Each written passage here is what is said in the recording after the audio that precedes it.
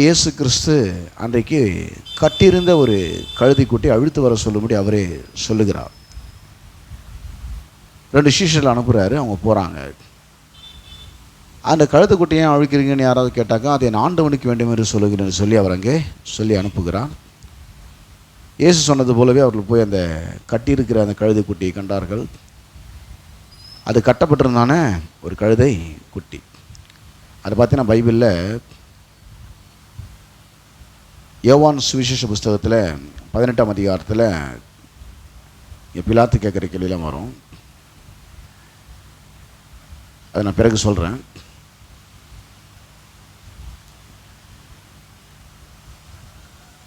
இப்போ ஒரு வசனத்தை நம்ம வாசிப்போம். யோவான் வாசித்துக்கு முன்னாடி சகரியா 9ஆம் அதிகாரம் 9ஆம் வசனம். பழைய ஏற்பாட்டில் சொல்லப்பட்டது எப்படி புதிய ஏற்பாட்டில் நிறைவேறினது. அது யோவான் 12:13 வாசிக்கணும். யோவான் 12:13 வாசித்துக்கு முன்னாடி இதை வாசிப்போம். சகரியா 9ஆம் அதிகாரம் 9ஆம் வசனம். அதை வாசிச்சுட்டு யோவான் 12ஆம் அதிகாரம் 13ஆம் வசனத்தை நாம் வாசிப்போம். யோவான் 12:13 வாசிங்க. அதுக்கு முன்னாடி இதை வாசித்துருங்க. சகரியா 9ஆம் அதிகாரம் 9ஆம் வசனம். சீயோன் குமாரத்தியே மிகவும் கலிகூறு, எருசலேம் குமாரத்தியே கெம்பீரி. இதோ உன் ராஜா உன்னிடத்தில் வருகிறார். அவர் நீதியுள்ளவரும் இரட்சிக்கிறவரும் தாழ்மையுள்ளவரும் கழுதையின் மேலும் கழுதை குட்டியாகிய மரியின் மேலும் ஏறி வருகிறவருமாய் இருக்கிறார் என்று சகரியா தீர்க்கதரிசன புஸ்தகத்திலே ஆண்டவராக இயேசு கிறிஸ்துவை குறித்து இங்கே தீர்க்க தரிசனம் சொல்லப்பட்டது. இது பழைய ஏற்பாட்டில் சொல்லப்பட்டதான ஒரு தீர்க்க தரிசனம். அது நிறைவேறுகிறதா இந்த சம்பவத்தை தான் இந்த யோவான் சுவிசேஷ புஸ்தகம் 12ஆம் அதிகாரம் 13ஆம் வசனத்தில் நான் வாசிக்கிறோம். இயேசு சொன்ன அவருடைய வார்த்தை கேட்டு அதன்படி அந்த கழுதை குட்டி அவிழ்த்து கொண்டு வந்தார்கள். அது மேலே இயேசு உட்கார்ந்த பிறகு ஜனங்க இப்படி சொல்கிறாங்க. யோவான் 12:13 குருத்தோலைகளை பிடித்து கொண்டு அவருக்கு முன்பாக எதிர்கொண்டு போகும்படி புறப்பட்டு, ஓசன்னா கர்த்தருடைய நாமத்தினாலே வருகிற இஸ்ரவேலின் ராஜா ஸ்தோத்தரிக்கப்பட்டவர் என்று ஆர்ப்பரித்தார்கள். தீர்க்க தரிசனம் சொல்லப்பட்ட அந்த தீர்க்க தரிசனம் நிறைவேறும்படி இந்த இயேசு சிலுவைக்கு போவதற்கு முன்பதாக இந்த சம்பவம் அங்கே நடைபெற்றது. எதுவும் சாதாரண நடக்கல, ஏற்கனவே சொல்லப்பட்டது. ஏன்னாக்கா இவர் எப்படிப்பட்ட ராஜா என்று சொல்லி அந்த ஜனங்கள் அன்றைக்கு ஒரு வெற்றி முழக்கமிட்டார்கள். இது பார்த்தீங்கன்னாக்கா வெற்றியை முன்கூட்டியே அறிவிக்கிறதான ஒரு ஊர்வலமாக அங்கு இருந்தது. சில இடத்துல பார்த்தா ராஜாங்க சண்டையில் ஜெயித்த பிறகு தான் வெற்றியை ஊர்வலமாக கொண்டாடுவாங்க. ஆனால் இவர் சிலுவைக்கு பிறகு பிசாசு ஜெயித்து ஈஸ்டர் சண்டை கொண்டாடுகிறோமே, அந்த 3ஆம் நாள் உயிர்த்தெழுந்து அந்த வெற்றியை அவர் சொல்வதற்கு முன்கூட்டியே இந்த வெற்றி ஊர்வலம் முன்கூட்டியே கொண்டாடப்படுகிறது, அறிவிக்கப்படுகிறது. இயேசு வெற்றி சிறக்க போகிறார் என்பதை குறித்து. ஏன்னா அன்றைக்கு மக்கள் மத்தியில் பலவிதமான எதிர்பார்ப்புகள் இருந்தது. சில நேரத்தில் இயேசு ராஜாவாக்குறதுக்காக கொண்டு போகிறாங்க. அங்கேருந்து அவர் மறைஞ்சு போயிட்டார். அவர் யூதருடைய ராஜான்னு சொல்லி அவர் மேலே குற்றச்சாட்டுகள்லாம் வந்தது. பிலாத்து கூட விசாரிக்கிறார் அவரை, நீர் ராஜாவோ அப்படின்னு சொல்லி பிலாத்து விசாரிக்கிறார். அப்போ அவர் சொல்கிறார், நீ சொல்லுகிறபடி நான் ராஜா தான், ஆனால் நீ நினைக்கிற ராஜா நான் கிடையவே. அந்த வசனத்தை கொஞ்சம் வாஸ்தா நல்லா நினைக்கிறேன். யோவான் சுவிசேஷ புஸ்தகத்தில் 18ஆம் அதிகாரத்தில் இயேசு சிலுவையில் அவர் மேல் விழுந்த மிகப்பெரிய ஒரு குற்றச்சாட்டுன்னு பார்த்தீங்கன்னாக்கா, இவர் ராஜான்னு சொல்லி சொல்லி ஜனங்களை அப்படியே வஞ்சிக்கிறாருன்னு சொல்லி அவர் மேலே குற்றச்சாட்டு எழுந்துச்சு. அந்த நாட்களில் பார்த்தீங்கன்னாக்கா ரோமர்கள் அவங்களுடைய ஆட்சி காலமாக இருக்கிறதுனால அவங்க யாரை எந்த நாட்டுக்கு ராஜாவாக நியமிக்கிறாங்களோ அவங்க தான் அந்த நாட்டுக்கு ராஜாவாக இருக்க முடியும். இப்போ கழுதை குட்டியின் மேலே உட்காந்து ஒருத்தர் ஊர்வலமாக வராருன்னா ராஜா தான் ஊர்வலமாக வர முடியும். ஏசு அன்றைக்கு கழுதை குட்டியின் மேலே உட்கார்ந்து ஊர்வலம் வரும்போது அது ஒரு மிகப்பெரிய குற்றச்சாட்டை கொண்டு வைக்கிறாங்க பிலாத்துக்கிட்ட. அப்போ பிலாத்து கேள்வி கேட்குறாரு. யோவான் சுவிசேஷ புஸ்தகம் 18ஆம் அதிகாரத்தில் 33 முதல் 37 வரை பலமுறை நாம் இதை வாசித்து விளக்கம் சொல்லியிருக்கிறோம். இன்றைக்கு இந்த சூழ்நிலைக்கு இடம்பொழியவளுக்கு ஏற்றவாறு நாம் இதை வாசிப்போம். யோவான் 18ஆம் அதிகாரம் 33 முதல் 37 வரை. அப்பொழுது பிலாத்து மறுபடியும் அரண்மனைக்குள் பிரவேசித்து இயேசுவை அழைத்து, நீர் யூதருடைய ராஜாவா என்று கேட்டான். இயேசு அவனுக்கு பிரதியுத்தரமாக, நீராய் இப்படி சொல்லுகிறீரோ அல்லது மற்றவர்கள் என்னை குறித்து இப்படி உமக்கு சொன்னார்களோ என்றார். இயேசு கேட்ட கேள்விக்கு என்ன அர்த்தம் பார்த்தீங்கன்னா, அப்போ அந்த பிலாத்து யாரை வந்து ராஜாவாக அப்பாயின் பண்ணுறாரோ அவங்க தான் ராஜா.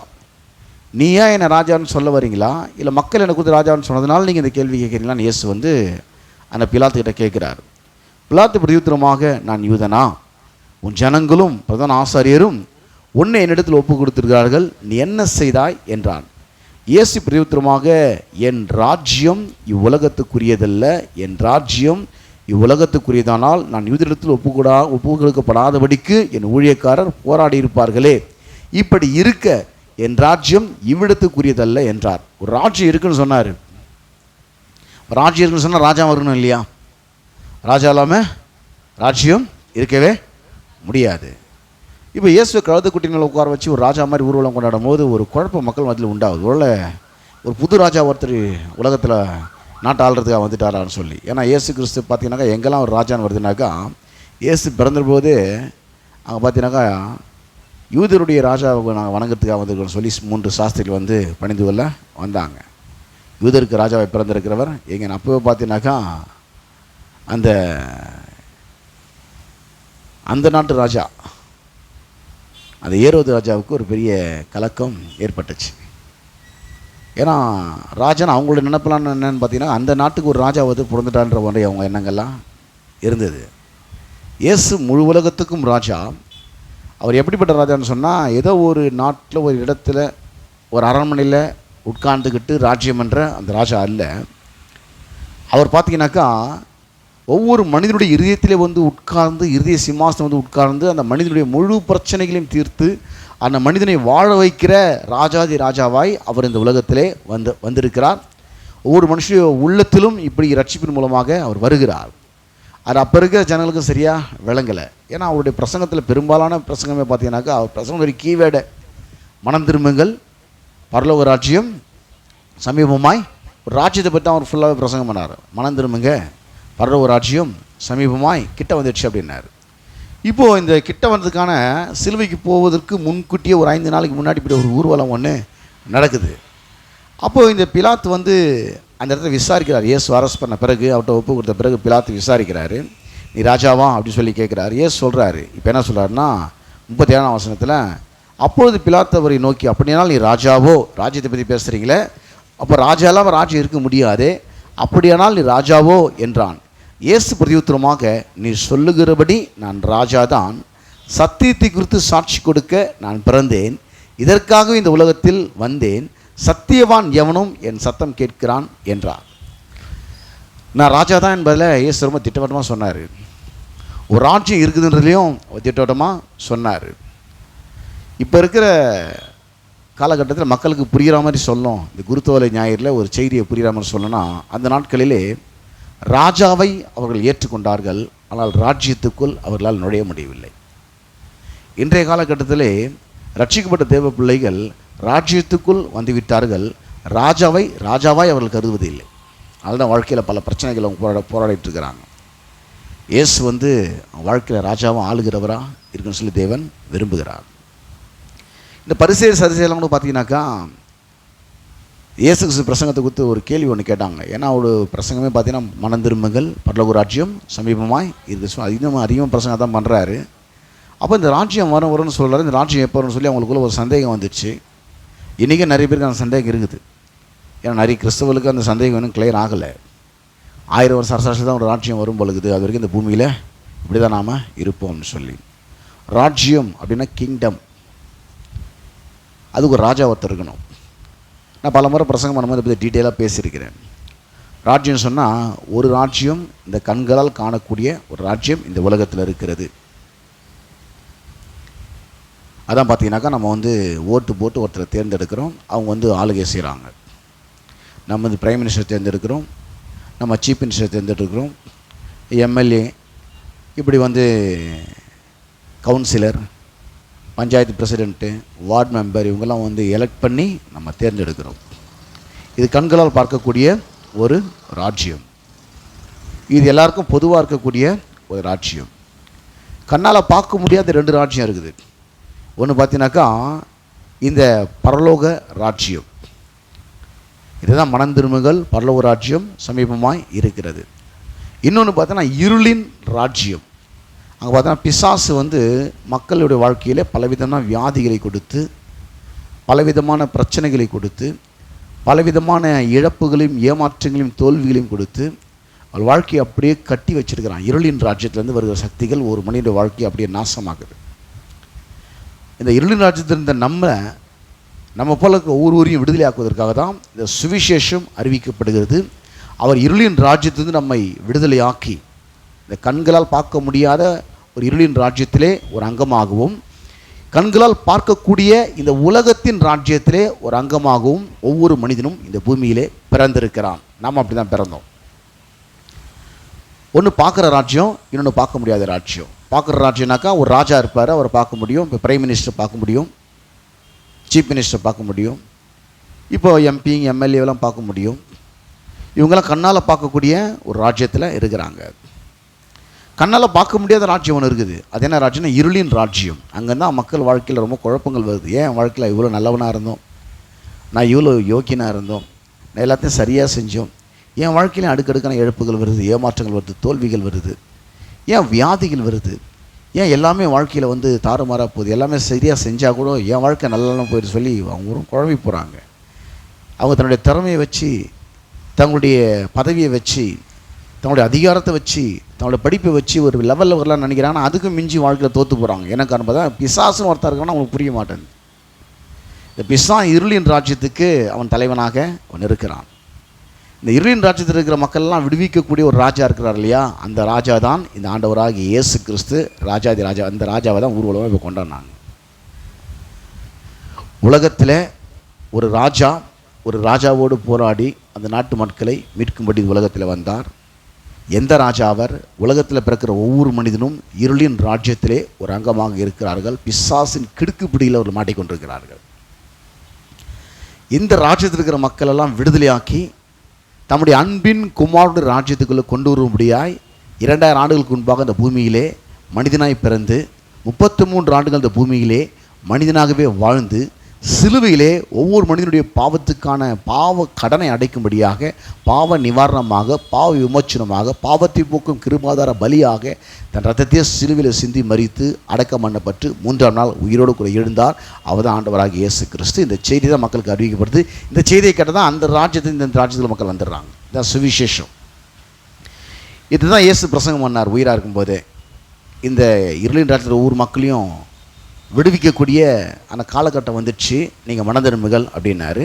இப்போ லூக்கா சுவிசேஷ புத்தகத்தில் 17ஆம் அதிகாரத்தில் 20ஆம் வசனம் முதல் 21ஆம் வசனம் வரை நான் வாசிப்போம். போனால் அங்கே அவங்க கேட்ட கேள்வி இருக்கும். என்ன கேள்வினா, தேவனுடைய ராஜ்யம் எப்பொழுது வரும் என்று பரிசேயர் அவரிடத்தில் கேட்ட பொழுது. நீங்கள் தேவனுடைய ராஜ்யம் பேசுகிறீங்களா? அது என்னங்க தேவனுடைய ராஜ்யம்? ஏதோ ஒரு நாட்டில் வந்து ஒரு ராஜா வந்து உட்கார்ந்து மக்களெல்லாம் ஆட்சி செய்கிறார், அதுதான் ஆண்டவருடைய ராஜ்யமா? இல்லை பைபிளில் போட்டிருக்கே 1000 வருஷ அரசாட்சி ஆண்டு இந்த பூமியில் வரணும்னு சொல்லி அதுதான் தேவனுடைய ராஜ்யமா? அதை பற்றி தான் நீங்கள் பேசுகிறீங்களா அப்படின்னு சொல்லி கேட்கும்பொழுது அவர் கரெக்டாக அதுக்கான விளக்கத்தை கொடுக்குறாரு. என்ன சொல்கிறாருன்னா, அவர்களுக்கு அவர் பிரதியுத்தரமாக, தேவனுடைய ராஜ்யம் பிரத்யட்சமாய் வராது. அப்படின்னா இந்த கண்ணால் பார்க்குற மாதிரி இது விசிபிள் கிங்டம் கிடையாது, இது இன்விசிபிள் கிங்டம். இது வந்து கண்ணால் பார்க்கக்கூடிய ஒரு ராஜ்யம் இது கிடையாது. இது கண்களுக்கு புலப்படாத ஒரு ஆவிக்குரிய ராஜ்யமாக இந்த ராஜ்யம் இருக்கிறது. இதோ இங்கே என்றும் அதோ அங்கே என்றும் சொல்லப்படுகிறதுக்கும் ஏது விராது. இதோ இங்கே சீஃப் மினிஸ்டர் இருக்காரு, அங்கே பிரைம் மினிஸ்டர் இருக்காரு, இங்கே எம்எல்ஏ இருக்கார், இங்கே எம்பி இருக்காருன்னு கண்ணில் பார்த்து ஒரு நாட்டு ஆளுகை செய்கிற சில பொறுப்பில் இருக்கிற ஒரு நபரை பார்த்து நம்ம சொல்கிறோமே, அதுபோல் நாம் இப்படி சொல்லிட முடியாது. இது ஏசு இங்கே இருக்கார், அங்கே இருக்காருன்னு. இது எங்கே இருக்குன்னா கண்ணில் பார்க்க முடியாத விதத்தில் இந்த ராஜ்யம் இருக்குது சொல்லிட்டு, இதோ தேவனுடைய ராஜ்யம் உங்களுக்குள் இருக்கிறதே. ஒரு மனுஷனுக்குள்ள இந்த தேவனுடைய ராஜ்யம் வந்துடுது. எங்கே வந்துடுது? ஒரு மனுஷனுக்குள்ள தேவனுடைய ராஜ்யம் வந்தது. தேவனுடைய ராஜ்யம் என்னன்னு பார்த்தீங்கன்னாக்கா சுவிசேஷத்தை நம்ம அறிவிக்கிறோம்.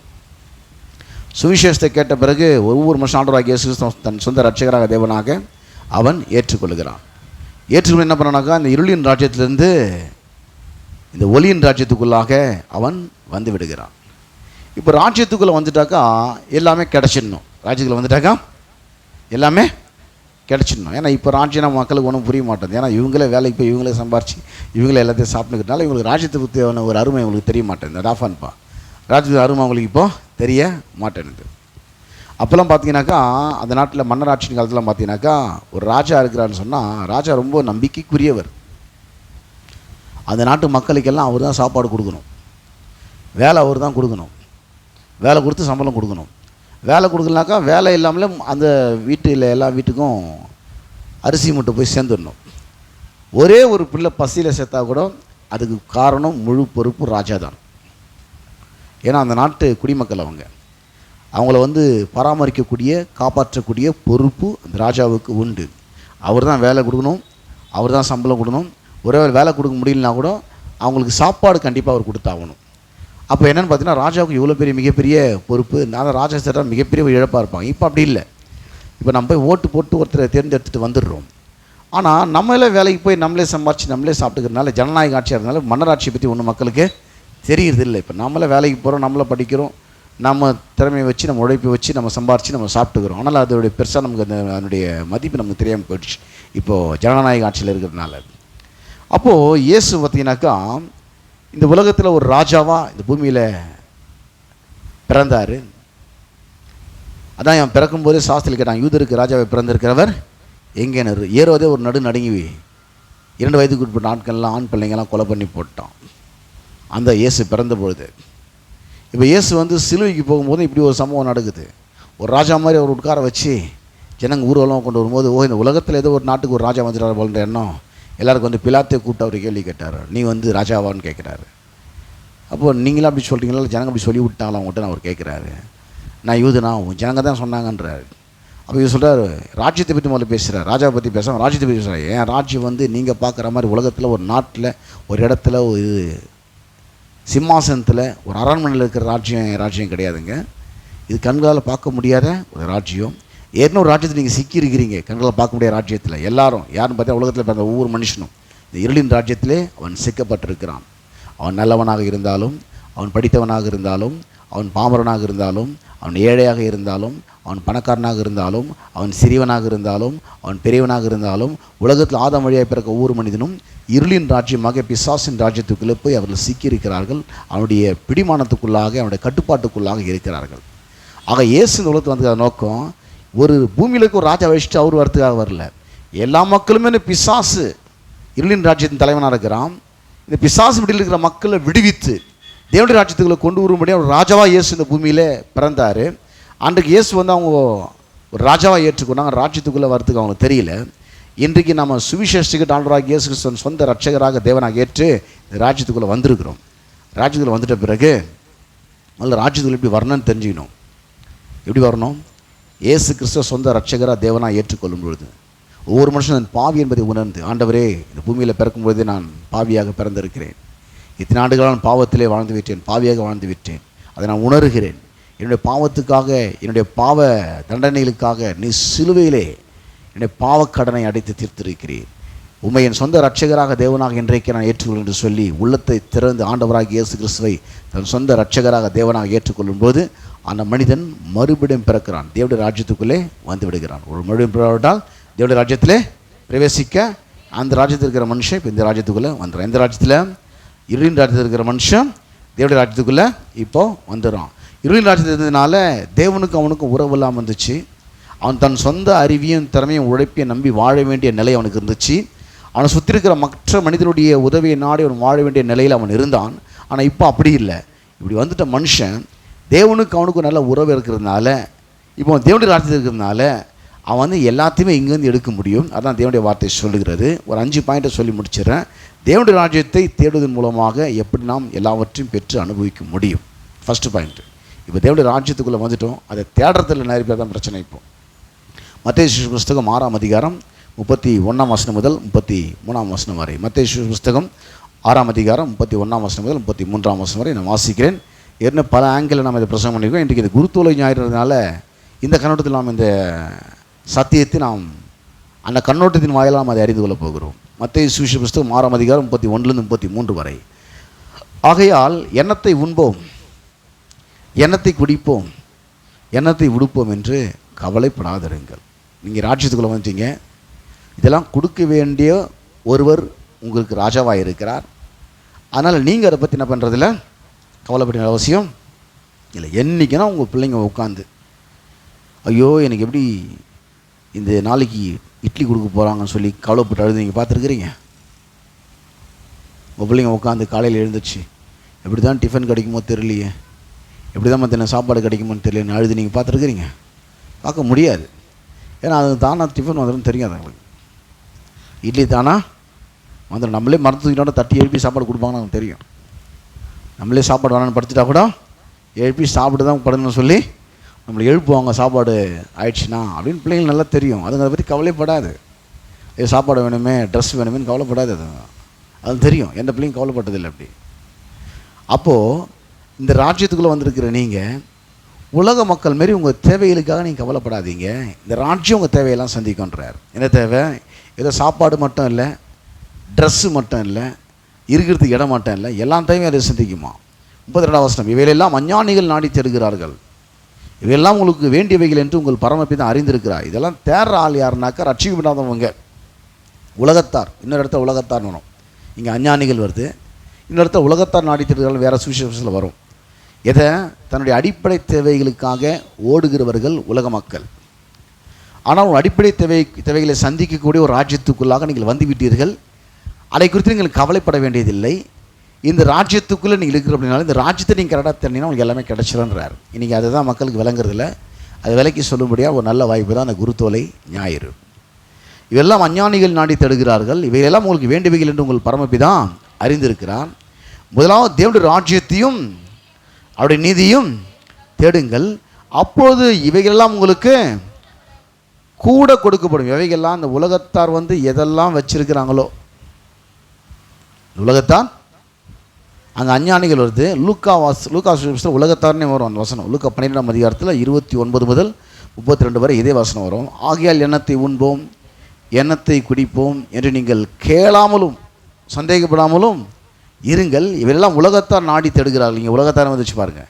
இவைகள் உங்களுக்கு வேண்டியவைகள் என்று உங்கள் பரமபிதாவானவர் அறிந்திருக்கிறார். தேவனுடைய ராஜ்யத்தை தேடுங்கள், அப்பொழுது இவைகள் உங்களுக்கு கூட கொடுக்கப்படும். உங்களுக்கு எக்ஸ்ட்ராவாக இதெல்லாம் கிடைக்கும். உலகத்தான் என்ன பண்ணுறான்? தன்னுடைய தேவைகளுக்காக இப்படி நாடி தேடி ஓடிக்கொண்டிருக்கிறான். நீங்கள் அப்படி ஓட வேண்டிய அவசியம் இல்லை. நீங்கள் தேவனுடைய ராஜ்யத்தை தேடினீங்கன்னாக்கா உங்களுக்கு எல்லாமே கிடைக்கும். இப்போ கீழே வந்து வாக்குத்தத்தத்தை, பயப்படாத சிறுமந்தியை உங்களுக்கு ராஜ்யத்தை கொடுக்க உங்கள் பிதா பிரியமாக இருக்கிறார். இப்போ ராஜ்யம் உள்ளே வந்துடுச்சு. எங்கே வந்துடுச்சு ராஜ்யம்? உள்ள. அது எங்கே வரும், எப்போ வரும்? பரிசேயர் கேள்வி கேட்டாங்க. அதுக்கான பதிலை இயேசு சொல்லிட்டாரு. ஒரு மனுஷன் ரட்சிக்கப்படும் போது இந்த ராஜ்யம் உள்ளத்தில் வருது. அப்போது இந்த பிலாத்து கேட்ட கேள்விக்கு இயேசு சரியான ஒரு பதிலை அவனுக்கு அங்கே கொடுத்தார். அதே போல் நிக்கோதேமுக்கும் இதே ஒரு பதில் தான் இயேசு சொல்கிறாரு. யோவான் சுவிசேஷத்தில் 3ஆம் அதிகாரத்தில் 3ஆம் வசனத்துலேயும் 5ஆம் வசனம் வாசிக்கும்போது இயேசு அவனுக்கு பிரதியுத்தரமாக, ஒருவன் மறுபடியும் பிறவாவிட்டால் தேவனுடைய ராஜ்யத்தை காண மாட்டான் என்று மெய்யாகவே மெய்யாகவே உனக்கு சொல்லுகிறேன். 5ஆம் வசனத்தில் இயேசு பிரதியுத்தரமாக, ஒருவன் ஜலத்தினாலும் ஆவியினாலும் பிறவாவிட்டால் தேவனுடைய ராஜ்யத்தில் பிரவேசிக்க மாட்டான் என்று மெய்யாக மெய்யாக உனக்கு சொல்லுகிறேன். ராஜா இவருன்னு தெரியும். அந்த ராஜாவுடைய ராஜ்யத்துக்குள்ளே வரணும்னா ஒரு மனுஷனை பண்ணணுமா பிறக்கணும். எங்கே பிறக்கணும்? இப்போ இந்திய தேசத்தில் நான் பிறந்தா இந்தியன் சிட்டிசன், அப்படி தானே? அமெரிக்க தேசத்தில் பிறந்தா அமெரிக்கன் சிட்டிசன். அதே போல் உலகத்தில் பிறக்கிற ஒவ்வொரு மனுஷனும் இந்த இருளின் ராஜ்யத்தில் இருக்கும்போதே பிறந்துட்டாங்க. இப்போ என்ன பண்ணனாக்கா, உலகத்தில் பிறக்கும்போது அந்த ராஜ்யத்தில் ஒரு பிள்ளையாக பிறந்துட்டாங்க. அதெல்லாம் பிசாசு அவங்க மேலே ரொம்ப ஆதிக்கம் செலுத்திட்டுருக்கிறான். இப்போ இந்த ராஜ்யத்தை ஒரு பிள்ளையாக பிறக்கணுன்னாக்கா இந்த சுவிசேஷத்தை காதலை கேட்டு இயேசு சொந்த ரட்சகராக தேவனை ஏற்றுக்கொண்டு அவங்க இன்னொரு வாட்டி பிறக்கிறாங்க. மறுபடியும் அவங்க பிறக்கிறாங்க. பார்ன் அகெயின் பீப்புள்ஸ் அவங்க மாறிடுறாங்க. மறுபடியும் பிறந்தவர்களாக மாறி விடுகிறார்கள். இயேசு சொந்த ரட்சகராக தேவனை ஏற்றுக்கொள்ளும்போது தேவனுடைய குடும்பத்திலே ஒவ்வொரு மனிதனும் ஒரு பிள்ளையாக பிறக்கிறார்கள். இப்போ அவங்க பார்த்தீங்கன்னாக்கா இந்த உலகத்தின் ராஜ்யத்திலையும் ஒரு அங்கத்தினராக இருக்கிறாங்க.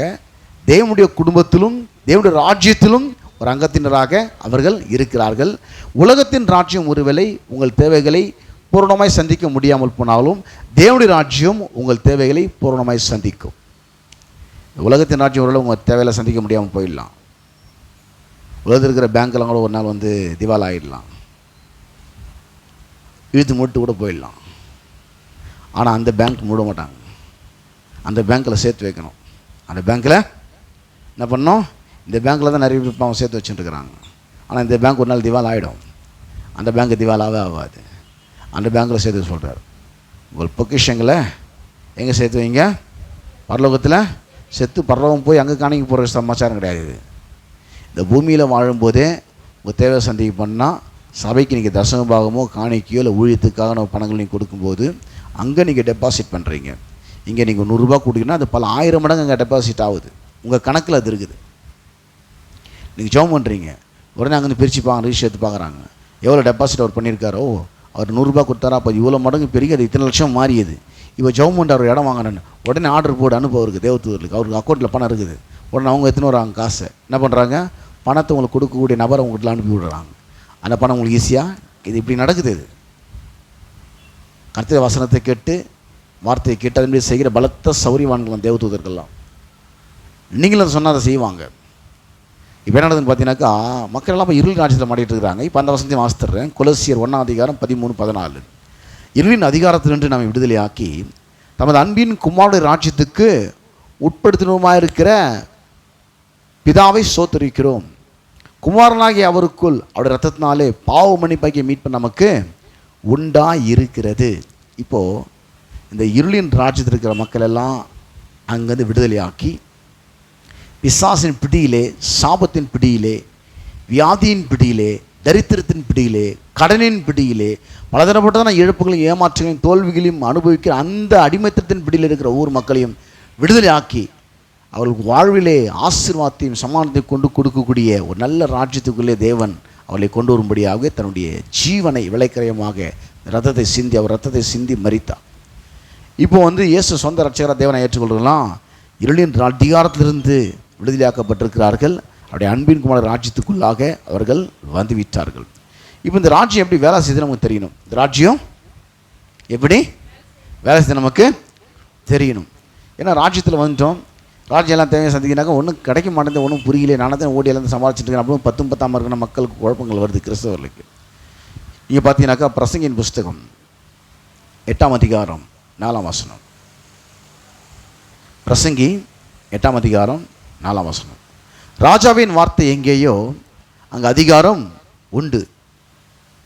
நீர் எனக்கு என்ன செய்கிறீர் என்று அவனுக்கு சொல்லத்தக்கவன் யார்? ராஜாவின் வார்த்தை எங்கேயோ அங்கே என்ன உண்டாம்? அதிகாரம் உண்டு. இப்போது ராஜா என்ன சொல்கிறாரோ, என்ன ஆர்டர் போடுறாரோ அந்த வார்த்தையில் தான் அந்த அதிகாரம் இருக்குது. அந்த வார்த்தையில் தான் அந்த அதிகாரம். அப்போ எதுக்கு ஃபஸ்ட்டு முதல்ல கொடுக்கணும்? இந்த தேவனுடைய ராஜ்யம் எப்படி வேலை செய்யுதுன்னா அது வார்த்தையின் மூலமாக வேலை செய்யும். ராஜாவும் கண்ணுக்கு காணக்கூடாத ஒரு ராஜா, இந்த ராஜ்யமும் கண்ணுக்கு காணக்கூடாத ஒரு ராஜ்யம். இந்த ராஜ்யத்தில் நீங்கள் வந்துட்டீங்கன்னா, ராஜா உங்களுக்குள்ளே வந்துட்டாருன்னா நீங்கள் அந்த ராஜ்யத்தின் குடிமக்களாக நீங்கள் இருக்கிறீங்க. அந்த ராஜ்யத்தின் குடிமக்களாக நீங்கள் நான் இருக்கும்போது இந்த ராஜ்யம் எப்படி வேலை செய்யுதுனாக்கா தேவனுடைய வார்த்தையின் மூலமாக இந்த ராஜ்யம் வேலை செய்கிறது. தேவனுடைய வார்த்தையின் மூலமாக இந்த ராஜ்யம் வேலை செய்கிறது. அப்போ இந்த ராஜ்யம் என்னன்னு பார்த்தீங்கன்னாக்கா தேவனுடைய ராஜ்யத்தை குறித்து விரிவாக்கம், இது குறித்த அக்கறை நமக்கு. தேவனுடைய ராஜ்யத்தை நாம் இன்னும் அதிகமாக சத்தியத்தை அறிந்து கொள்ளணும். சத்தியத்தின் மூலமாக தான் வேலை செய்யுது. சத்தியவான் எவனும் என் சத்தம் கேட்கிறான், நான் சத்தியத்தை குறித்து சாட்சி கொடுக்கவே இந்த உலகத்தில் பிறந்தேன். இயேசு குறித்து ராஜாவுக்கு பிலாத்துக்கிட்ட இயேசு அதான் சொல்கிறாரு, சத்தியவான் எவனும் என் சத்தம் கேட்கிறான். ஆக இந்த ராஜ்யம் ஃபுல் அண்ட் ஃபுல்லாக எதை பேஸ் பண்ணி பார்த்தா சத்தியத்தை பேஸ் பண்ணி தான் அந்த ராஜ்யமே இருக்கிறது. இந்த ராஜ்யத்தை குறித்த ஒரு தேடல் ஒவ்வொரு மனிதனுக்கும் அவசியமாக இருக்கிறது. ஒரு வசந்த வாசத்தை நான் விளக்க விரும்புகிறேன். இந்த ஆவிக்குரிய ராஜ்யத்தை தேடுறதுக்கு நாம் என்ன பண்ணோம் அப்படின்னு சொல்லி, இந்த ராஜ்யம் ஒரு வார்த்தையின் ராஜ்யமாக இருக்கிறதுனால இதை வார்த்தையின் மூலமாக தேடினா தான் இந்த ராஜ்யத்துக்கு கொடுக்குறதெல்லாம் எடுக்க முடியும். வேறு வழியில் நீங்கள் தேடினீங்கன்னா இது எடுக்க முடியாமல் ஏமாற்றம் தான் கிடைக்கும். நீங்கள் அநேக மக்கள் வார்த்தையின் மூலமாக இந்த ராஜ்யத்துக்குள்ள இருக்கிறத தேடுறதை விட்டுட்டு ஜெபத்தின் மூலமாகவும் உபவாசத்தின் மூலமாகவும் மற்ற ஊழியர்களோட ஜெபத்தின் மூலமாகவும் அதை தேடணும்னு நினைக்கிறதுனால அவங்க வாழ்க்கையில் அது கிடைக்காம போகுது. தற்காலிகமாக விடுதலை கிடைச்சிடலாம் மற்றவங்க ஜெபம் பண்ணும்போது, ஆனால் நிரந்தரமான விடுதலை கிடைக்காது. அது எப்போ கிடைக்குன்னா சத்தியத்தின் மூலமாக இந்த ராஜ்யத்தில் நீங்கள் தேடும்பொழுது அது உங்களுக்கு எல்லாவற்றையும் கொண்டு உங்கள் வாழ்க்கையிலே கொடுக்கக்கூடியதாக இருக்கிறது. வசந்த வாசனை விளக்கிற மத்தேயு சுவிசேஷ புஸ்தகம் 12 35 முதல் 37 வரை வாசிங்க. இந்த ராஜ்யம் வார்த்தையின் ராஜ்யமாக இருக்கிறதுனால வார்த்தையின் மூலமாக இதை நம்ம என்ன பண்ணணும்? தேடணும். இது எப்படி தேடணும்னா வார்த்தையின் மூலமாக தேடணும். அதை வாசிக்கிற மத்தேயு 12 35 37 வேணாமத்து வாசிங்க.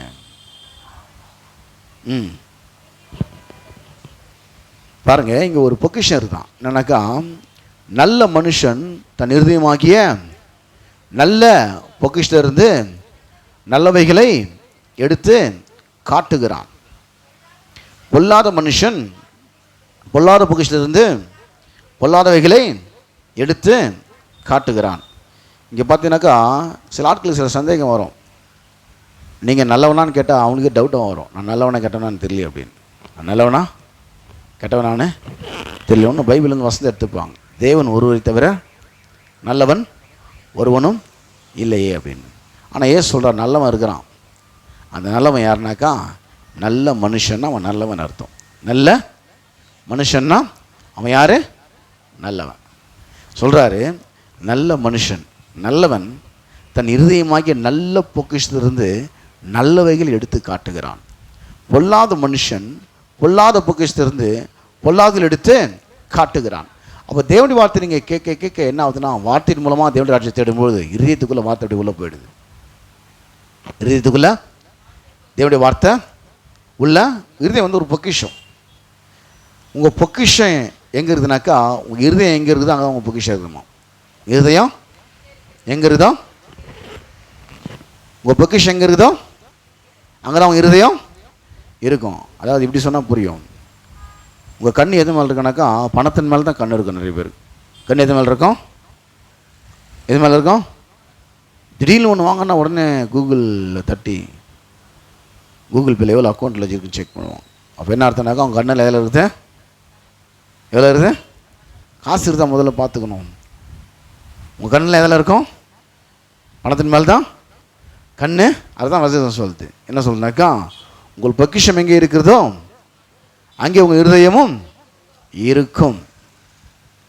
அப்போது வேதவசம் சொல்லுது, நல்ல மனுஷன் தன் இருதயமாகிய நல்ல பொக்கிஷத்தை நல்லவைகள் எடுத்து காட்டுகிறான். இப்போ இருதயம் வந்து ஒரு பொக்கிஷமாக இருக்குது. தேவனுடைய வார்த்தை நீங்கள் காதில் கேட்க கேட்க கேட்க கேட்க உள்ளே போய் அது லோடாகி உக்காண்ட்ருக்குது. அப்போ நீங்கள் எந்த மனுஷன்னாக்கா, வசனத்தை கேட்குற மனுஷன் ஒரு பிரச்சனைன்னு வரும்போது, ஒரு தேவைன்னு வரும்போது, ஒரு சவால்னு வரும்போது, ஒரு எதிர்ப்புன்னு வரும்போது, பலதரப்பட்ட ஒரு சூழலை அவன் சந்திக்கும்போது இருதயத்தின் நிறைவினால் அவன் வாயில் தேவனுடைய வசனத்தை பேசணும். அந்த வசனம் அப்படி தான் முடியுது. வாசிங்க பார்க்கலாம். மனுஷர் பேசும் வீணான வார்த்தைகள் யாவையும் குறித்து நியாயத்தீர்ப்பு நாளிலே கணக்கு ஒப்புவிக்க வேண்டும் என்று உங்களுக்கு சொல்லுகிறேன். ஏனில் உன் வார்த்தையினாலே நீ நீதிமான் என்று தீர்க்கப்படுவாய், அல்லது உன் வார்த்தையினாலே நீ குற்றவாளி என்றும் தீர்க்கப்படுவாய். அப்போ உன் வார்த்தை தான் உன் பொக்கிஷத்தை எடுத்து காட்டுது. எதை காட்டுது? வசனத்தை எப்படி தேடணும்? இல்லை ராஜ்யத்தை எப்படி தேடணும்? வார்த்தையின் மூலமாக தேடணும். ராஜ்யத்தை எப்படி தேடணும்? ராஜ்யத்துக்குள்ளே வந்திருக்கிறோம். இந்த ராஜ்யத்தை நீங்கள் கரெக்டாக தேடினா உங்கள் தேவையெல்லாம் சந்திக்கப்பட்டுரும். இந்த ராஜ்யத்தை கரெக்டாக நீங்கள் தேடினீங்கன்னா உங்கள் தேவையெல்லாம் சந்திக்கப்படும். ராஜ்யத்தை நீங்கள் கரெக்டாக தேடாம விட்டுட்டீங்கன்னா ராஜ்யம் ஒன்று காணாமல் போயிடல தேடினு இருக்கிறதுக்கு. சில நேரத்தில் நான் தேடின்னு இருப்பேன், அப்புறம் வீட்டில் தான் கொடுப்போம், அது இங்கே வச்சுட்டு இங்கே கண்ணாடின்னுவாங்க. அப்போ நேரத்தில் கண்ணாடி தேடின்னு இருக்குன்னு அர்த்தம். கண்ணாடி டேபிள் மேலே வச்சுட்டு போய் அங்கே தேடின்னு இருப்பேன் நான். உடனே தான் கொடுப்பாங்க, இந்த கண்ணாடி இங்கே இருந்து பாரு. அப்போ என்ன அர்த்தம்? உன்னை காணாமல் தான் அதை தேடுவோம். எதை தேடுவோம்?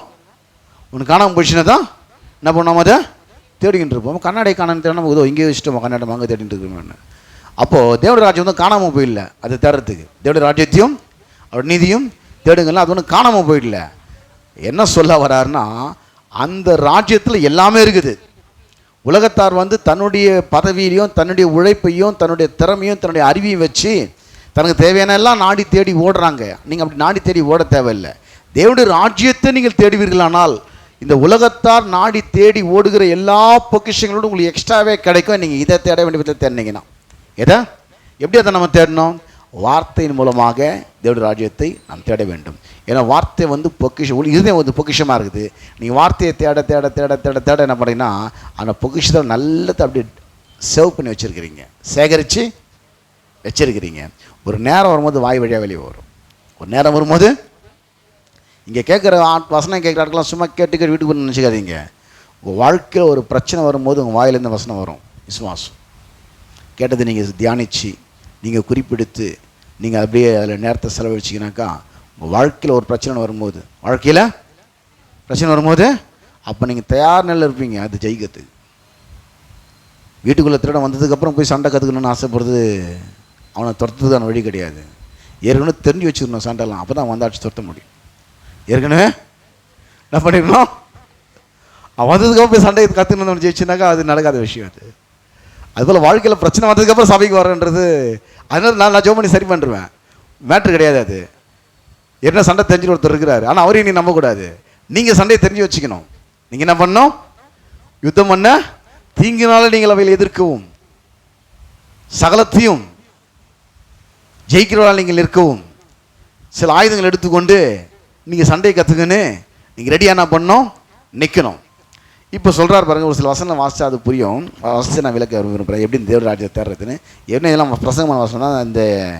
இந்த இடம்பொருள் ஏவலுக்கேற்றவாறு இதை விளக்கி சொல்லுவோம். உங்களுக்கு ரொம்ப எளிமையாக அது புரிஞ்சிடும் எப்படி இதை தேடுறது அப்படின்னாக்கா. நீதிமொழிகள் 4ஆம் அதிகாரம் 20ஆம் வசனம் முதல் 23ஆம் வசனம் வாசிங்க. நீதிமொழிகள் 4 20 முதல் 23 வரை. யாராவது வாசிங்க. எப்படி தேடுதுன்னா, நீங்கள் மக்கள் எதை தேடிட்டு இருக்கிறாங்க, எதை தேடுறது முக்கியத்துவம் கொடுக்குறாங்க மக்கள். தேவன் எதை தேட சொல்கிறாரு, அதை தண்ணினா எல்லாமே கிடச்சிடும். ஆனால் அதை விட்டு நீங்கள் எதை தேடிட்டு இருக்கிறீங்க, நல்ல வேலையை தேடிட்டு இருக்கிறாயா, ஓகே. நல்ல காலேஜ் தேடிட்டு இருக்கேன் படிப்புக்கு, எந்த காலேஜில் படித்தா நல்ல வாழ்க்கையில் டெவலப்மெண்ட் ஆகலான்னு சொல்லிட்டு நல்ல கல்லூரியை நான் தேடிட்டு இருக்கிறேன், ஓகே தேடுங்க, நல்லது தான். என் படிப்புக்கேற்ற நல்ல ஒரு கம்பெனியில் வேலை தேடிட்டு இருக்கிறேன், தேடுங்க, நல்லது தான். பிள்ளைங்களுக்கு ஒரு நல்ல வாழ்க்கை துணையை நான் தேடிட்டு இருக்கிறேன், தேடுங்க, நல்லது தான். எப்படி சம்பாதிக்கலாம், பிஸ்னஸ் பண்ணலான்னு நான் வாழ்க்கையில் இந்த வழியை நான் தேடிட்டு இருக்கிறேன், தேடுங்க, நல்லது தான். இதெல்லாம் தேட வேண்டியது தான், தேடக்கூடாதுன்னு சொல்லலை. ஆனால் எதுக்கு முன்னுரிமை, எதுக்கு முதலாவது எதை தேடணுமோ அதை தேட்டினா இதெல்லாம் நீங்கள் தேடாமலே கிடச்சிடும். அவங்களுக்கு கொண்டு போய் அந்த லெவலில் அது வச்சிடும். நீங்கள் தேடி போக தேவையில்லை, நீங்கள் அந்த இடத்துல நீங்கள் இருப்பீங்க. நீங்கள் இதை தேட்டிங்கன்னா அதை தேடாமலே அந்த இடத்துக்கு நீங்கள் போயிடுவீங்க. நீங்கள் அதை தேடி ஓடினாக்கா அங்கே கடைசியில் உங்கள் சகலத்தையும் சந்திக்க முடியாத ஒரு நிலையில் நீங்கள் இருப்பீங்க. அவர் சொல்கிறாரு, அவங்க தான் அதெல்லாம் தேடுவாங்க. யார்? உலகத்தார், அஞ்ஞானிகள் என்ன பண்ணுவாங்க, நல்ல வேலையை தேடுவான். அதுக்கு அவங்க வேலைக்கு போகணும்னு நான் போவானான்னு சொல்லலை, வேலைக்கு போங்க. ஆனால் அதை காட்டிலும் எதை அதிகமாக தேடணும் வேதவசனம் சொல்லுது. அதை காட்டிலும் எதை அதிகமாக தேடணும். வேலைக்கு போவானா, ஸ்கூலுக்கு போவானா, காலேஜுக்கு போவானா, படிக்க அப்படிலாம் சொல்கிற இடம் இது கிடையாது. அதெல்லாம் போகணும். ஆனால் அதை விட அதிகமாக ஒன்று தேடணும். எதை தேடனா, தேவனுடைய ராஜ்யத்தை தேடணும். அது எப்படி தேடணும் சொல்லப்பட்டிருக்கு. நீதிமொழிகள் 4ஆம் அதிகாரம் 20-23 வரைக்கும். என் மகனே என் வார்த்தைகளை கேள்னு சொல்ல என்ன சொல்லப்பட்டிருக்கு. அப்புறமா தான் வார்த்தை காது குத்து கேளு செவிய சாயின்னு போட்டு சொல்லப்பட்டிருக்கு. முதல்ல கவனி, என்ன பண்ணு முதல்ல. அப்போ என்ன அர்த்தம், கவனிக்காமல் கூட காதில் கேட்க முடியும்னு அர்த்தம். சிலர் கேட்டுனே இருப்பாங்க, அவங்க கவனம்லாம் வேறு எங்கேயோ சுற்றிக்கிட்டு இருக்கும். பாவம், இங்கே பிரசங்கம் பண்ணால் காது கொடுத்து கேட்டுன்னு தான் இருப்பாங்க, கவனங்கள்லாம் எங்கேயோ அலை பாஞ்சின்னு இருக்கும். ஆனால் ஆள் இங்கே தான் இருப்பான், பிரசங்க தான் கேட்டுருப்பாங்க, அவங்க கவனங்கள் இங்கே இருக்காது. அதான் சொல்கிறார், முதல்ல கவனி. முதல்ல என்ன பண்ணு சொல்கிறது, கவனத்தை செலுத்து. என்ன பண்ணு, ஒரு டீச்சர் பாடம் நடத்தும் போது நீ தான் பாடத்தை காது குத்துக்கலாம், அவங்க கவனம் அதில் இல்லைனாக்கா அந்த பாடம் புரியாது உனக்கு. கவனம் அவங்க நடத்துகிற அந்த சப்ஜெக்டில் இல்லைன்னா நீ எவ்வளோ காது குத்து கேட்டாலும் அது புரியவே போய் கவனத்தால் வச்சுட்டுனா அவங்க சொல்லும் போது டக்கு டக்குன்னு அடுத்த ஸ்டெப்பில் நீங்கள் போவீங்க. அவங்க அடுத்த லைன் என்ன சொல்ல வராங்கிறது நீங்கள் சொல்லுவீங்க. ஏன்னா கவனத்தை ஃபுல்லாக செலுத்திட்டிங்கன்னா. அதுபோல் பாஸ்ட் பிரசங்கம் பண்ணும் போது நல்லா கவனிக்கிறாங்க பார்த்தீங்கன்னா அடுத்த லெவலுக்கு நம்ம என்ன பாயிண்ட் சொல்ல போகிறது அவங்க மனசு அப்படியே ஓடிட்டுருக்கோம். அது இந்த பிரசங்கத்தை இப்படி முடியுமோ அப்படின்னு அடுத்த என்ன பாயிண்ட் வரப்போகிறோம் அவங்க மனசு அது ஓடும். ஏன்னா கவனம் ஃபுல்லாக அதில் இருக்குது. அவர் சொல்கிறாரு, என் மகனே என் வார்த்தைகளை கவனி, என் வசனங்களுக்கு, அதுக்கப்புறம் காது கொடுத்து கேளு. ஃபஸ்ட்டு கவனி, காது கொடுத்து கேளு. மூணாவது, உன் கண்ணு முன்னாடி அதை தவிர எதை வைக்காத. எதை கேட்டியோ எதை கவனிச்சியோ அதையே ஓட்டின ஒரு மனசில் 1000 மடங்கு நான் பெருகுவேன். இப்போது 100 ரூபாய் தான் என்னுடைய சம்பளம் என்றால் அதை பற்றி கவலை இல்லை. 100 × 1000 அது 1,00,000. என்னுடைய ஒரு நாள் சம்பளம் 1,00,000 என்று உபாகம் 1:11 சொல்லுகிறது. நீங்கள் இப்போ இருப்பதை காட்டிலும் 1000 மடங்கு அதிகமாக மூடி தேவனாய் கர்த்தர் உனக்கு சொல்லிவிடி ஆஸ்வதிப்பார் என்று என் தேவன் தம்முடைய பர்சனல் அக்கௌண்ட்லேருந்து தம்முடைய ஐஸ்வர்யத்தின்படி அப்படின்னா அவருடைய அக்கௌண்ட்லேருந்து என் தேவையெல்லாம் என் குறைவையெல்லாம் நிறைவாக்குவார்னு வசனம் சொல்லுது. அதனால் என் அக்கௌண்ட்டுக்கு இருக்கிற காசை வச்சு என் தேவை சந்திக்க போகிறதில்ல, அவர் அக்கௌண்ட்டில் இருக்கிற காசை வச்சு என் தேவை சந்திக்க போகிறாரு. என் அக்கௌண்ட்டில் இருக்கிற காசு ஒரு இடம் வாங்குற வீடு கட்டுறதுக்கு பத்தாது. அவர் அக்கௌண்ட்டில் இருக்கிற காசு எவ்வளோ இடம் வேணால் வாங்கலாம், எவ்வளோ வீடு வேணாலும் வாங்கலாம். அவ்வளோ பெரிய அமௌண்ட் அவர் அக்கௌண்ட்டில் இருக்குது. என் தேவன் தம்முடைய அவருடைய பர்சனல் அக்கௌண்ட்டில் இருந்து இது அப்படியே மனசில் ஓட ஓட்டினார். நான் அனுபவிக்க தேவையான சகல நன்மைகளையும் எனக்கு சம்பூர்ணமாய் தருகிற ஜீவனுள்ள தேவனவர். இவன் மனசில் இதே ஓட்டம், காதில் அதை கேளு, அதை கவனி, அதே மனசு ஓட்டம். இங்கே இந்த கடன் பிரச்சனை, அந்த கடன் பிரச்சனை, இந்த டியூ காலத்தெல்லாம் இருக்கட்டும் ஒரு பக்கம், நீ இதை கேட்டு இதே ஓட விட்டுரு. என்ன பண்ணுரு, இந்த இஎம்ஐ கட்டணும், அந்த இஎம்ஐ கட்டணும், இந்த நாள் வந்துடுச்சு, ஐயோ என்ன பண்ணு, கட்சியில் வந்து அக்கௌண்ட்டில் பேங்க் அக்கௌண்ட்டில் காசு இல்லாமல் என்ன பண்ணுவான்னு தெரியலையே, இஎம்ஐ கட்டி ஆகணுமே, இதெல்லாம் மனசை ஓட விட்டுன்னு இருக்காது. எதை ஓட விட்டுனுரு, இதையே ஓட விட்டு 1000 மடங்கு நான் பெருகுவேன். நான் டெபாசிட் பண்ணிக்கிறேன், தேவனுடைய ராஜ்யத்தில் நான் விதைச்சிருக்கிறேன், நிச்சயம் எனக்கு அறுவடை உண்டு. இதையே மனசை ஓட விட்டுனே. மனசில் என்ன பண்ணு, உன் கண்களுக்கு முன்பாக எதை வைக்கணும், பிரச்சனைக்கு தீர்வாக இருக்கிற தேவனுடைய வார்த்தையை வைக்க வேண்டும். உன் பிரச்சனையை வைக்கக்கூடாது. எதை வைக்கக்கூடாது, ஐயோ சொல்லிட்டாங்களே 500 தாண்டிச்சுன்னு சொல்லிட்டாங்களே சுகர், எனக்கு 120 சொல்லிட்டாங்களே பிபி, எனக்கு ஐயோ பிளாக் இருக்குன்னு சொல்லிட்டாங்களே, கல் இருக்குன்னு சொல்லிட்டாங்களே, அது ஒன்று அவருடைய தழும்புகளால் நான் குணமானேன் என்று வேதவசனம் சொல்லுகிறது. என்னுடைய மிருதுமத்தமாக அவர் கல்வாரி சிலுவிலே காயப்பட்டார் என்று வேதவசனம் சொல்லுகிறது. என்னுடைய அக்கிரமத்தமாக கல்வாரி சிலுவிலே அவர் நொறுக்கப்பட்டார் என்று வேதவசனம் சொல்லுகிறது. எனக்கு சமானத்தை உண்டு பண்ணக்கூடிய ஆக்கினை அவர் மேல் வந்து விழுந்து வேதவசனம் சொல்லுகிறது. இதையே மனசை ஓட விட்டுருக்கு போகிறேன். என் ரிப்போர்ட்டை வந்து பைபிள் சொல்லுது, நான் சுகமாயிட்டேன்னு சொல்லு. என் ரிப்போர்ட்டை தேவனுடைய வார்த்தை சொல்லுது. என்ன சொல்லுது, நான் சுகமாயிட்டேன். ஐயோ வாழ்க்கையில் ஒன்றுமே இல்லை, நீ தோத்துருவேன்றாங்க. ஆனால் பைபிள் சொல்லுது நீ ஜெயிச்சிருவேன். ஜெயிச்சிருவேன்னு சொல்ல, நீ ஃபுல்லாக ஜெயிச்சிருவேன்னு சொல்லுது. நான் சொல்லுது முற்றும் ஜெயம் கொள்கிறவர்கள், ஒன்று விடாமல் ஜெயிச்சிருன்னு சொல்லுது. உபத்திரமோ வியாகுலமோ துன்பமோ பசியோ நாசமோசமோ நிர்வாணமோ பட்டயமோ எல்லாவற்றிலையும் நாம் நம்மில் அன்பு குருவாலே முற்றும் ஜெயங்கொள்வர்களாக இருக்கிறோமே. கிறிஸ்துக்குள் எப்பொழுதும் என்னை வெற்றி சிறக்க பண்ணி எல்லா இடங்களிலேயும் என்னை கொண்டு அவர் அறிகிற அறிவின் வாசனை வெளிப்படுற தேவனுக்கு ஸ்தோத்திரம். எல்லா இடத்துலையும் ஜெயிப்பேன், எப்போதும் ஜெயிப்பேன், எல்லா சூழ்நிலையும் ஜெயிப்பேன். வேறு சொல்லுது, என்கிட்ட அறிவு இல்லாமல் இருக்கலாம், என்கிட்ட அவன் திறமை இல்லாமல் இருக்கலாம், என்கிட்ட அனுபவம் இல்லாமல் இருக்கலாம், ஆனால் ஜெயிச்சிருவேன். நான் என்ன பண்ணுவேன், இராணுவ வீரர்களாலும் சவுலாலும் முடியாத கோலியாத்தை தாவீது ஜெயிச்சா மாதிரி நான் ஜெயிச்சிருவேன். என்ன பண்ணுவேன், நான் சின்ன பையனாக இருந்தாலும் அவன் ஜெயிச்சிட்டான். அவ்வளோ பேர் இராணுவ வீரர்கள் அவங்களால முடியாது. சவுல் ராஜாவால் நிற்க முடியல இந்த கோலியாத்துக்கு முன்பாக. ஆனால் தாவீது என்ன பண்ணால், ஒரு சிங்கத்தின் வாயை கிழிச்சி போட்ட மாதிரி, ஒரு கரடின் வாயை கிழிச்சி போட்ட மாதிரி இந்த பெலிஸ்தியனை நான் என்ன பண்ணுவேன், இன்றைக்கி கொன்று போடுவேன். இந்த சவாலில் நான் ஜெயிப்பேன். உன் கண்கள் முன்னாடி வச்சுனாக்கா தேவனுடைய வார்த்தை குறித்து வார்த்தை மனசில் ஓடினான். நான் தோக்கிற ஆள் கிடையாது, நான் ஜெயிக்கிற ஆள், நான் சுகமாக இருக்கிறேன், நான் செழிக்கிறவன். உன் கண்கள் முன்னாடி அதே வச்சுன்னு தான் ராஜ்யத்தை தேர்றது. எது தேர்றது, வசனத்தை முதல்ல கவனி. என்ன பண்ணு, வாழ்க்கையில் எதை முதலாவது தேட வேண்டும். நீங்கள் பணத்தை தேட வேண்டும், தவறில்லை. நீங்கள் வேலையை தேட வேண்டும், அது தவறல்ல. நீங்கள் மருத்துவரை தேட வேண்டும், தவறல்ல. மருந்து மாத்திரை தேட வேண்டும், தவறல்ல. அதெல்லாம் தவறு, நான் பிரசங்கம் பண்ணவில்லை. ஆனால் அதை மட்டுமே நீங்கள் தேடுவீர்களானால் நீ வெற்றி பெற முடியாது. முதலாவது இதை தேடணும். எதை தேடணும், என்ன பண்ணணும், இதை தேடணும். இப்போ சொல்கிறாரு, அவைகள் உன் இருதயத்துக்குள்ளே என்ன பண்ண காத்துக்கொள், அவைகளை கண்டுபிடிக்கிறவர்களுக்கு அவைகள் ஜீவனும் அவர் உடலுக்கெல்லாம் ஆரோக்கியம். எல்லா காவலோடும் உன் இருதயத்தை, அப்பொக்கிஷம் எங்கே இருக்குது, இருதயத்தில் இருக்குது. வசனம் எங்கே இருக்குது, இந்த பொக்கிஷத்தை எப்படி அனுப்புறது, கவனித்து காதில் கேட்டு அதை சிந்திச்சுன்னா நீ நல்ல விஷயத்தை உள்ளன்ன ஒரு நல்ல மனுஷனாக இருக்கிற. நல்ல விஷயத்த இருதயத்துக்குள்ள அமிச்ச ஒரு நல்ல மனுஷனா நீ இருக்கிற. ஐயா நான் நல்லவனா கெட்டவனா எனக்கே தெரிலையா, வசனத்தை கேட்குறத வச்சு நான் முடிவு பண்ணுறேன் நல்லவனா கெட்டவனா. வசனத்தை கேட்குறத வச்சு முடிவு பண்ணுறோம். பிரசங்கம் பண்ணுவோம் 10 முறை நீ கடிகாரத்தை பார்த்தாலும் தெரிஞ்சிடும் நீ நல்லவனா கெட்டவனா. பிரசங்கம் பண்ணுற நேரத்தில் வசனத்தை அதில் கொடுக்க வேண்டிய கவனத்தை நீ கொடுக்காம உன் கவனத்தை செல்ஃபோன்லேயும் உன் கவனத்தை கடிகாரத்துலேயும் அடுத்த ப்ரோக்ராம் என்னன்றதில் நீ கொடுத்துருந்தனாலே தெரிஞ்சிடும் நல்லவனை கேட்ட பதில் வசம் வந்து. தேவன் ஒருத்தர் நல்லவன் ஒருவன் அவர் சொல்கிறார் நல்லவன் இருக்கிறான்பா. யார் தெரியுமா, நல்ல மனுஷன் தன் இதயமாகிய நல்ல பொக்கிஷிருந்து நல்லவைகளை அவன் தான்ப்பா நல்லவன்றார். யார் நல்லவன், அவரே சொன்ன இடத்துல தேவன் ஒருவர் தவிர நல்லவன் ஒருவனும் இல்லையே. நல்லவன் எப்படி சொல்லலான்னு இயேசு, அதே இயேசு சொல்கிறாரு நல்லவன் இருக்கிறான். நல்லவன் எப்படி ஒருத்தன் நல்லவன் கெட்டவன் கண்டுபிடிச்சினாக்கா, எவன் ஒருத்தன் வசனத்துக்கு அதிக டைம் ஸ்பெண்ட் பண்ணுறானோ அவன் தேவனை அதிகமாக நேசிக்கிறான்னு அர்த்தம். தேவனை நல்லா புரிஞ்சுங்க. நீங்கள் எதில் அதிகமாக டைம் ஸ்பெண்ட் பண்ணுறீங்களோ அதை நீ நேசிக்கிறீங்க. அது வேலையாக இருக்கலாம், அது கணவனாக இருக்கலாம், அது மனைவியாக இருக்கலாம், அது ஃப்ரெண்டாக இருக்கலாம், அது ஹோட்டலாக இருக்கலாம். நீங்கள் எதில் டைம் ஸ்பெண்ட் பண்ணுறீங்களோ, அதிக டைம் ஸ்பெண்ட் பண்ணுறீங்களோ நீங்கள் அதை நேசிக்கிற அர்த்தம். நல்லா தின்னு நினைக்கிறோம், நிறைய ஹோட்டலில் டைம் ஸ்பெண்ட் பண்ணுவான். வகை வகையாக சாப்பிட்ணுன்னு நினைக்கிறவன் இதுவரை ஹோட்டலில் போயிட்டு என்ன பண்ணுவான்? டைமை ஸ்பெண்ட் பண்ணுவான்.